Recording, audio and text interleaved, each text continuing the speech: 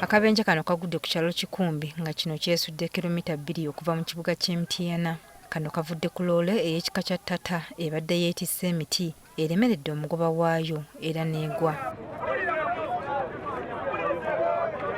Ababaddewo ng'akabenje kano kagwawo bagamba nti omugoba wa loole abadde agezaako okusiba oluvannyuma lw'okulengera emmotoka endala ebadde ekyukira mu kkubo wabula n'alemererwa. Ebadde egezaako kukyukira ku seminti wano batunda seminti wano mu Kanigo, so omusajja ow'emiti ono abaddeko n'abacekeera ku ngulu abadde agezaako okutaasa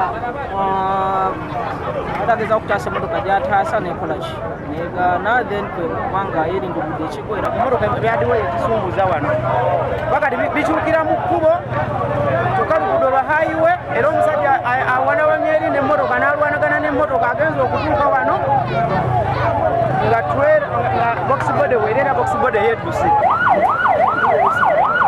Abantu 2 bafiiridde mu kabenje kano ate abalala 3 ne baddusibwa mu ddwaliro ekkulu e Mityana okufuna obujjanjabi. Poliisi ekakasizza akabenje kano ng'era etandise okukanoonyerezaako.